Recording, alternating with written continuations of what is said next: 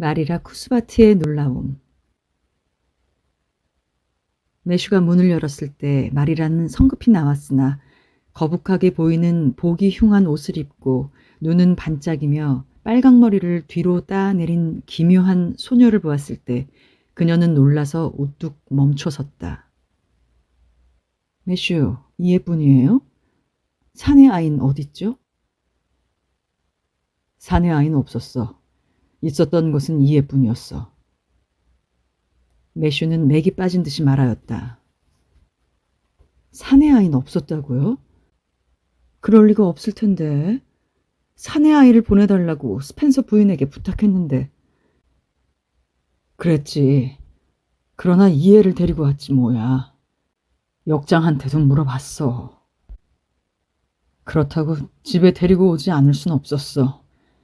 어떤 착오가 있었다 하더라도 이해를 거기에 그대로 둘 수는 없었거든.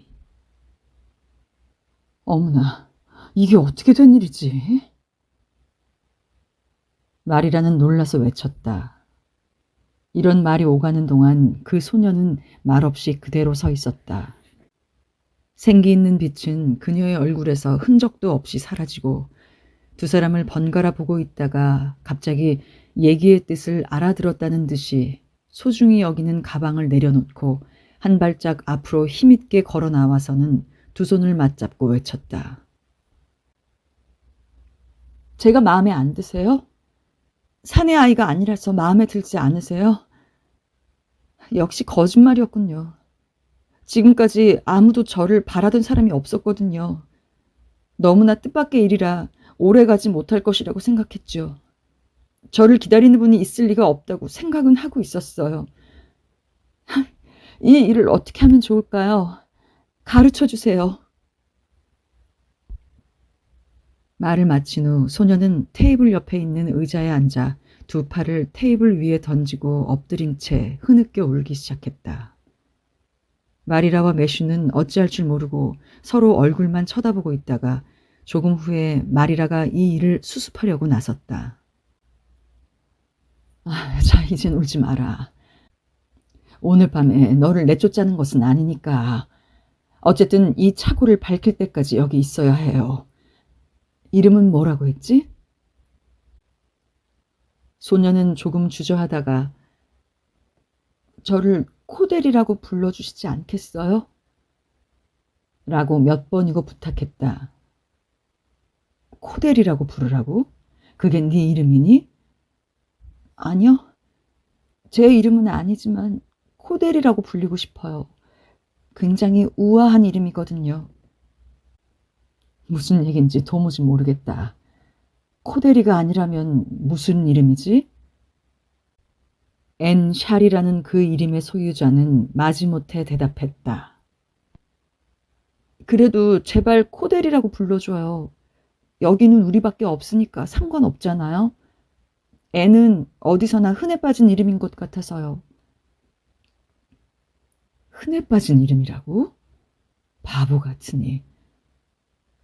말이라는 준엄하게 말했다. 앤이 바로 여자답고 알기 쉬운 좋은 이름이야. 조금도 부끄러워할 필요가 없어요. 아니에요. 부끄러워하진 않아요. 그저 코델이라는 이름이 좋을 뿐이에요. 앤이라는 이름으로 부르시려거든 이가 붙은 철자에 앤으로 불러주세요. 철자 같은 건 어떻게 정하든 큰 차이는 없지 않아? 아니에요. 큰 차이가 있어요. ANNN은 보는 감각이 퍽 나쁘지만 ANNEN은 훨씬 고상하게 보여요. 좋아. 그러면 이자가 붙은 N양. 어떻게 해서 이런 착오가 일어났는지 말해주지 않을래? 우리는 사내 아이를 데려다 달라고 스펜서 부인에게 부탁을 했는데 고아원에 사내 아이가 없었던가? 아니요. 많았어요. 그러나 아주머니가 원하는 아이는 11살가량의 여자아이라고 분명히 스펜서 부인이 말했어요. 그래서 원장이 내가 적합할 것이라고 말씀하셨어요. 저는 정말 얼마나 기뻤는지 몰라요. 너무나 기뻐서 어젯밤 한잠도 자지 못했어요. 스펜서 부인은 너 말고 누굴 데려왔니? 마리라가 물었다. 리리를 자기 집으로 데리고 가셨죠. 리리는 아직 5살이고 여간 예쁜 애가 아니에요. 머리색은 갈색이에요. 만일에 제가 예쁘고 갈색 머리를 가졌더라면 아주머니는 저를 그대로 있게 해주실 거예요? 아니야. 매슈의 밭일을 돕는 사내 아이가 필요하니까. 여자아이는 우리에게 아무 필요도 없어요. 자, 그럼 모자 벗어요. 그것하고 가방은 큰 방 탁자 위에 놓고 올 테니까. 애는 얌전하게 모자를 벗었고 말을 돌보러 나갔던 매슈가 밖에서 돌아오자 세 사람은 저녁 식사를 했다. 그러나 애는 먹질 않았다. 가까스로 버터 바른 빵을 뜯고 설탕에 절인 사과를 뒤적뒤적 하였으나 빵이나 사과가 전혀 줄어들지 않았다. 아무것도 먹지 않고 있구나. 마리라가 꾸지람하듯이 말하자 애는 슬픈 듯이 한숨을 쉬었다. 먹을 수가 없어요. 저는 절망의 구렁에 빠져 있어요. 입맛은 당기나 먹히지가 않아요. 애가 지쳤나 봐. 재우는 게 좋을 거야, 말이라. 마구간에서 돌아와 한마디도 하지 않던 매슈가 말을 했다. 식사가 끝난 후 마리라는 앤을 2층 동쪽에 있는 방에 데리고 가서 재운 후 느린 걸음으로 부엌으로 내려가서 설거지를 시작했다. 매슈는 담배를 피우고 있었다. 정말 큰일이구나. 마리라는 화가 나서 못 견딜 지경이었다. 이것은 우리가 직접 가지 않고 부탁했기 때문이에요. 리차드 스펜서 부인은 부탁을 잘못 알아들었어요. 오빠나 제가 내일 한번 갔다 와야겠어요. 저 애를 고아원에 돌려보내야만 하니까요. 꼭 그리해야 될까? 매슈는 마지못해 대답했다. 그리해야 될 거라니요. 오빠는 아직도 모르고 있군요. 저 애는 정말 예쁘고 좋은 애야. 말이라 저렇게 여기 있고 싶어 하는 애를 돌려보낸다는 것은 무자비한 일 아니냐? 오빠는 설마 저 애를 우리가 맞자고 하는 얘기를 하는 것은 아닐 테지요? 가령 매슈가 물구나무를 서겠다고 얘기한들 마리라가 이렇게 놀라진 않았을 것이다. 저 꼭 그런 건 아니지만. 추궁을 받고 궁해진 매슈는 어물어물했다. 내가 생각컨대 우리로선 저 애를 그대로 있게 할 수가 없어요. 무슨 소용이 된다고요? 우리 역시 저 애에게 아무 소용이 없을지도 모르지. 매슈는 갑자기 생각도 하지 않았던 것을 말해버렸다. 매슈 오빠, 혹시 저 애의 마법에 걸려든 게 아니에요? 오빠가 저 애를 잊게 하고 싶어 한다는 것이 얼굴에 그대로 나타나 있어요. 그래? 저 애는 정말 재미있는 애거든. 매슈는 아직도 같은 말을 했다. 나의 심부름꾼으론 프랑스 애를 고용하면 되고 그러면 저 애는 네 말 상대가 되겠지. 말 상대 같은 건 있는 게 오히려 귀찮아요. 말이라는 냉정하게 말대꾸했다. 저 애를 잊게 할 생각은 없어요. 그래, 네 말이 옳아 말이라. 매슈는 일어서서 파이프를 집어넣고 나는 잘 테야 라고 말했다. 매슈는 잠자리에 들고 말이라도 설거지를 끝낸 후 찡그린 상을 더욱 찡그리며 자리에 들었다. 2층 동쪽 방에서는 애정에 굶주린 의지할 곳 없는 고아 소녀가 울다가 잠들어 있었다.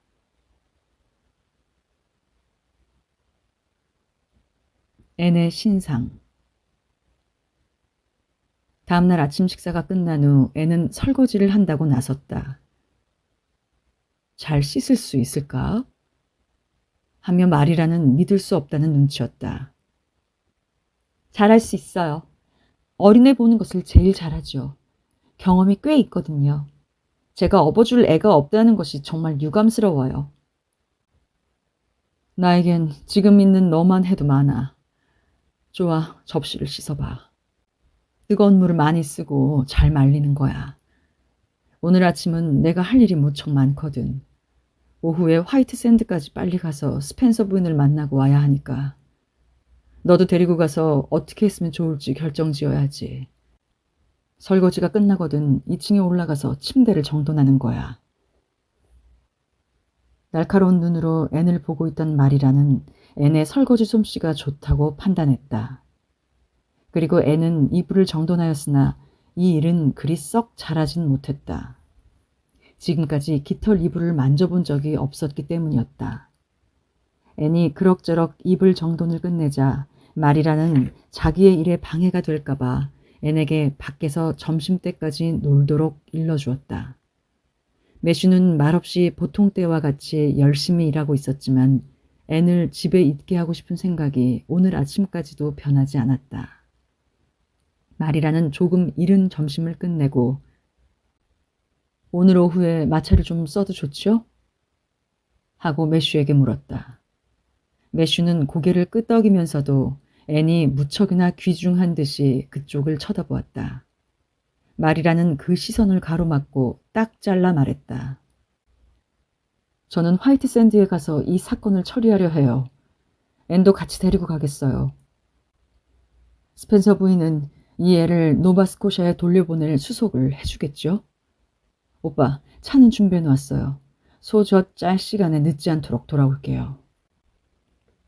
그래도 매슈가 아무런 말대꾸가 없어서 입을 연 것이 오히려 잘못했다고 생각했다. 출발 시각이 되자 매슈가 마차에 밤색 앞말을 달아주고 마리라와 앤은 출발했다. 매슈는 뒷마당 문을 열어주고 둘이 천천히 나가는 것을 쳐다보면서 혼자 중얼거렸다. 크리크에서 사내아인 제리부트가 오늘 아침에 왔는데 나는 당장 고용할 것이 아니고 오는 여름에 고용한다고 말했지. 말이라는 대답도 하지 않고 말에게 힘차게 채찍질을 했다. 이런 부림에 길들지 않은 살찐 앞말은 화가 나서 좁은 길을 마구 힘차게 달렸다. 말이라는 마차가 흔들리는 여세로 뒤를 돌아보았다. 화가 난 매슈가 문에 기대어 쓸쓸히 자신들을 배웅하는 것이 보였다. 말이라는 잠깐 동안 말없이 마차를 몰았다. 그때 앤이 저는 드라이브를 좀 즐겨보려고 해요. 라고 마리라에게 말을 했다. 이왕에 드라이브를 하게 된 이상 그동안은 고아원에 돌아간다는 생각은 안 하고 드라이브를 할래요. 저것 봐요.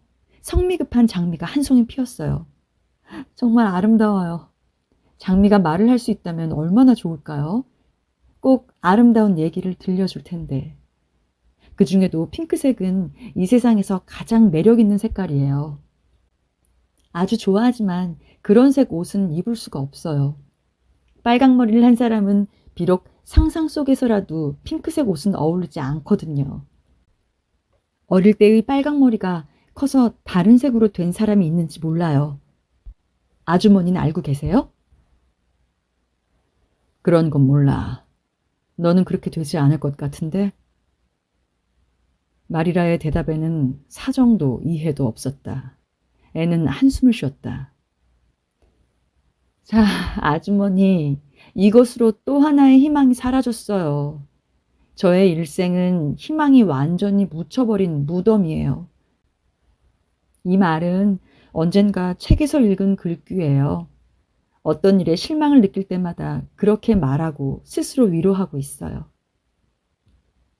어째서 그 말이 위안이 되는지 난 모르겠다. 라고 말이란 말했다. 그건 그 말이 퍽 낭만적으로 들리고 제가 마치 책 속의 여주인공이 된 듯한 기분이 들기 때문이에요. 희망이 묻힌 무덤이란 퍽 로맨틱하잖아요. 저 화이트 샌드까지는 얼마나 되죠? 5마일은 되지. 퍽 얘기가 하고 싶은가 본데 기왕이면 너의 신상 얘기나 해보려무나. 마리라가 말했다.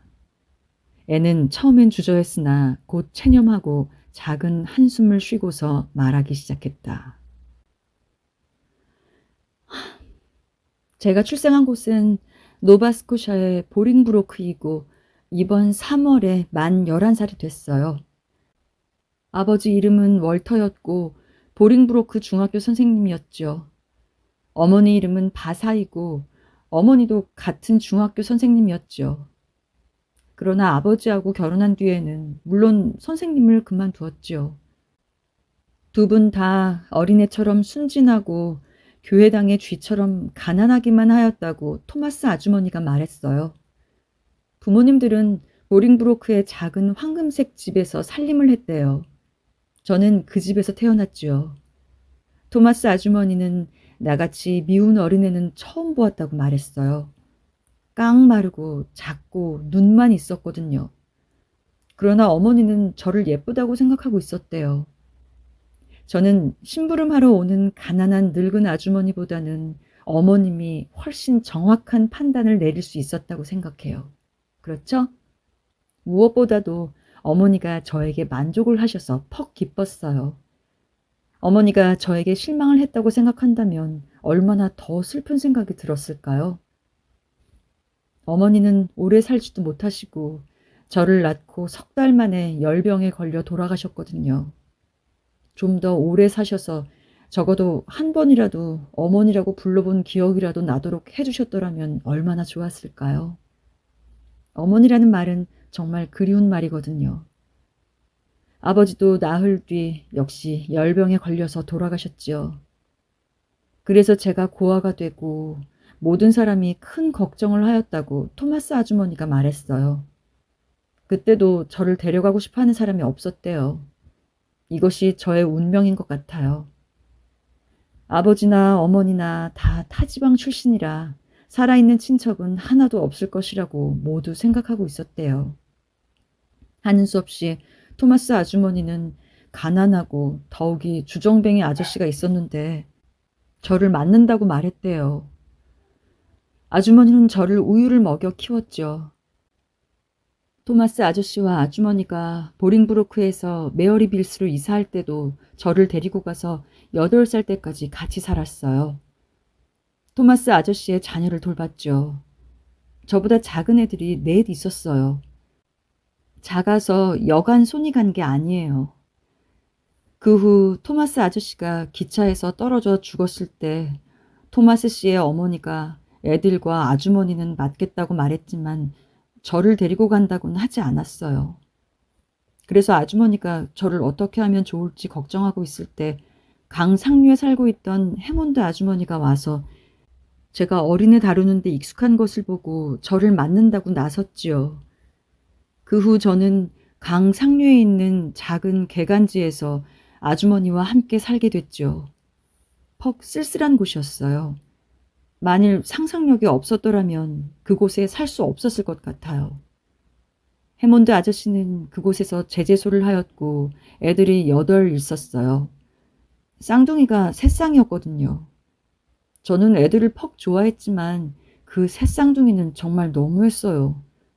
마지막 쌍둥이를 낳을 때 아주머니가 이렇게 잘라 말했죠. 여기저기 안고 다니느라고 너무 피곤하다고요. 3년 이상 해몬드 아주머니와 함께 살았지만 해몬드 아저씨가 죽은 후 아주머니는 살림을 걷어치우고 애들을 친척집에 나누어 맡기고 미국으로 건너가고 말았어요. 누구 하나 저를 데리고 가는 사람이 없어서 고아원에 가지 않으면 안 되었지요. 고아원에서도 10,000원이라고 맞고 싶지 않다고 얘기했지만 하는 수 없이 맞게 됐어요. 그 후 스펜서 아주머니가 오기까지 4개월 동안 거기 있었어요. 애는 얘기를 마치자 또 한 번 한숨 지었다. 애는 학교에 다닌 일이 있니?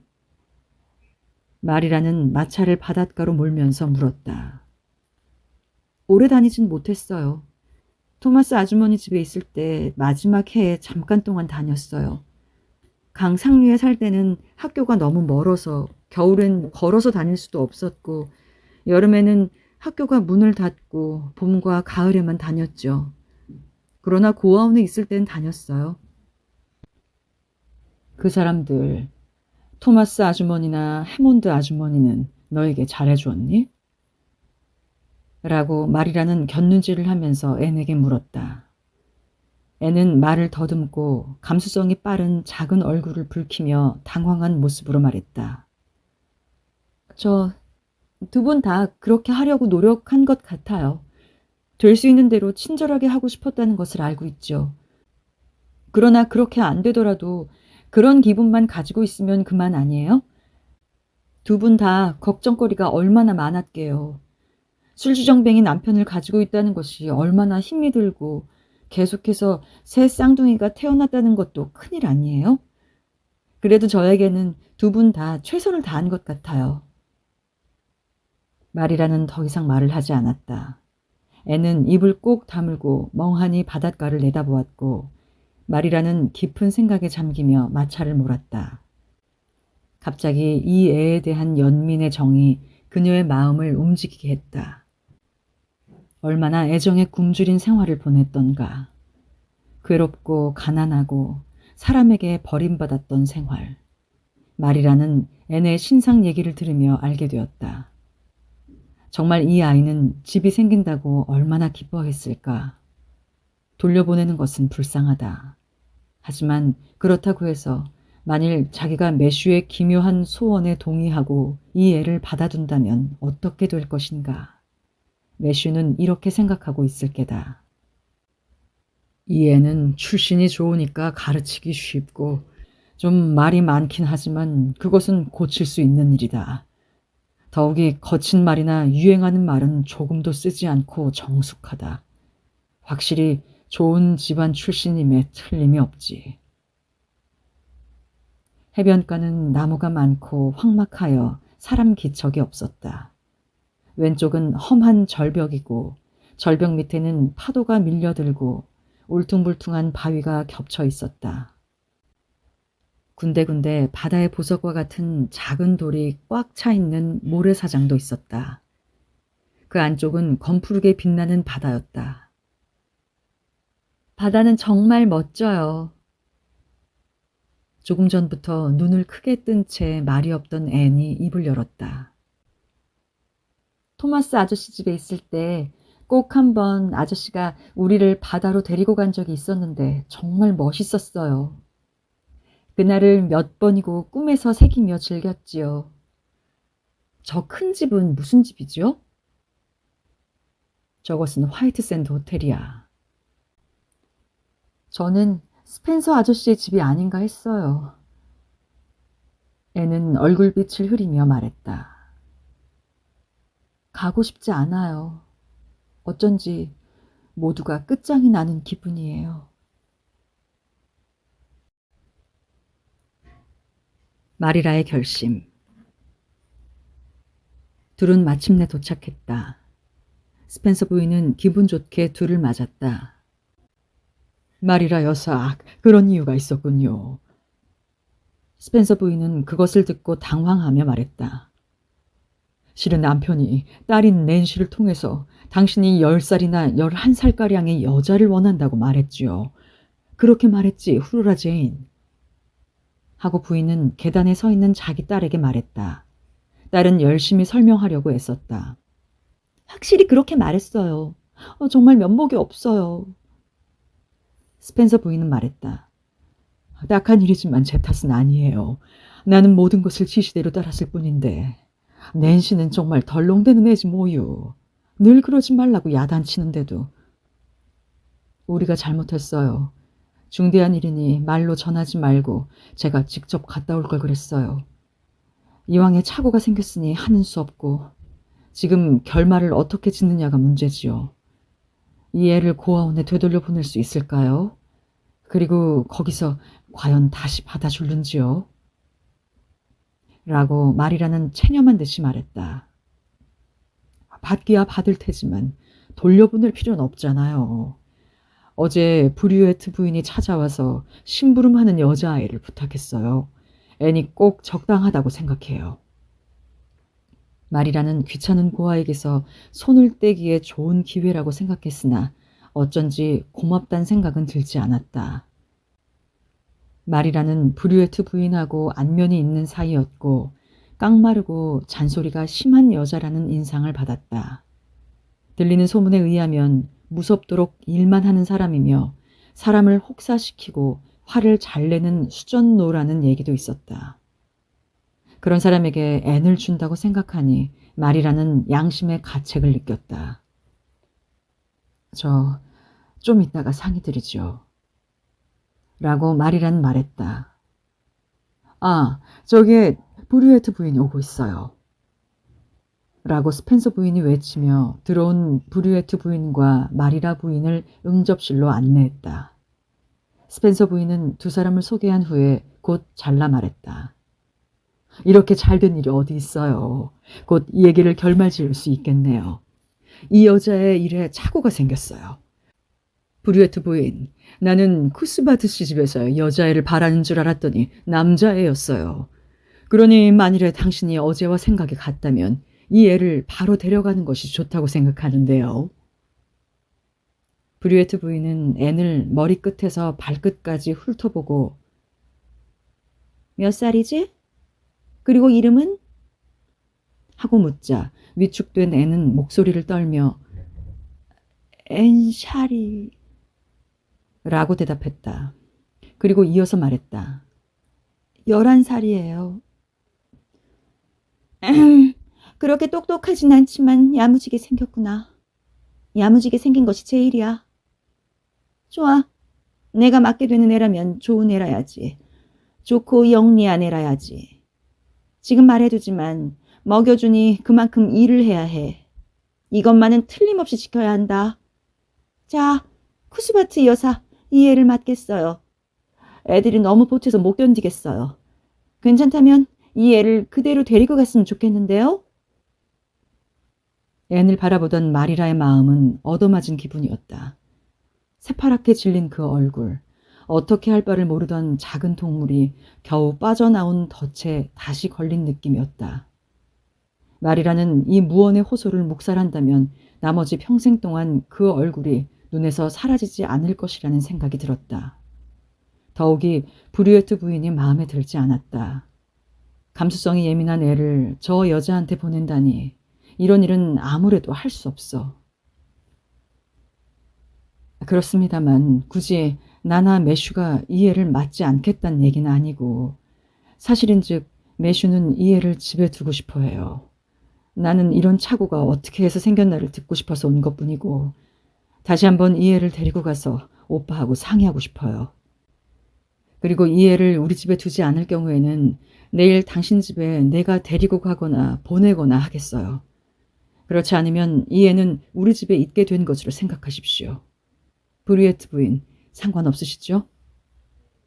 브류에트 부인은 무뚝뚝하게 대답했다. 그럴 수밖에 없구먼요. 마리라가 얘기하고 있는 동안 앤의 얼굴은 또다시 빛나기 시작했다. 희미하게 희망의 빛이 보이고 눈은 샛별같이 빛나고 있었다. 입금 후에 브류에트 부인이 요리 메뉴를 빌려 스펜서 부인하고 방 밖으로 나가자 앤은 벌떡 일어나서 마리라가 있는 곳으로 뛰어왔다.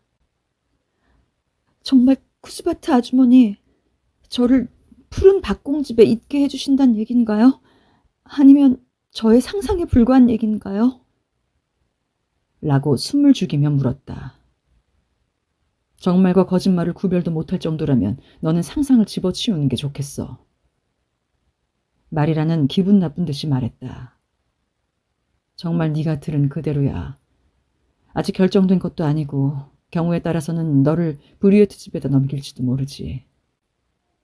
저런 부인한테 갈 바에야 고아원으로 되돌아가는 편이 더 나아요. 저분은 꼭 송곳 같은 사람이에요. 하고 앤이 큰 소리로 말했다.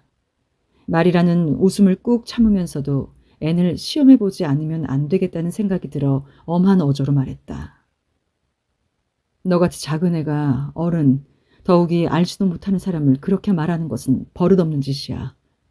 저기로 가서 조용히 앉아 있어요. 짓거리지 말고 얌전히 앉아 있어요. 만일에 저를 있게만 해주신다면 아주머니가 하라는 대로 무엇이든지 하겠어요. 라고 앤은 말했다. 저녁에 둘이 푸른 박공집으로 돌아올 때 매슈는 오솔길까지 마중 나왔다. 그가 어슬렁거리는 것을 먼 곳에서 발견한 마리라에게는 그의 그런 행동이 납득이 갔다.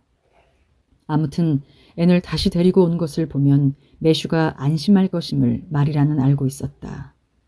그러나 매슈하고 우유를 짜러 갈 때까지는 그것에 관하여 아무 말도 하지 않았다. 그때 비로소 앤의 신상 얘기와 스펜서 부인과의 회견 결과를 대강 얘기해 주었다. 비록 걔라도 내가 귀여워했던 것을 브리에트 부인에게 줄 수는 없지. 라고 매슈는 여느 때 없는 험구였다. 나도 그런 인간은 마음에 들지 않아요. 그런 사람에게 주느냐, 그렇지 않으면 우리가 맞느냐의 양자택일이 됐죠. 오빠가 저 애를 탐내는 눈치가 엿보여서 저도 기꺼이. 그럴 도리밖에 더 있어요? 곰곰이 생각해보니 맡아두는 것이 당연한 일인 것 같은 생각이 들더군요. 나도 어린애를 키워본 경험이 없어서 큰 실패를 할지도 모르지만 그저 열심히 해보겠어요. 나로선 저 애를 이곳에 머물게 해도 무방해요, 오빠. 내성적인 매슈의 얼굴은 기쁨으로 빛났다. 그렇게 생각하리라고 믿었지. 저 애는 정말 재미있어.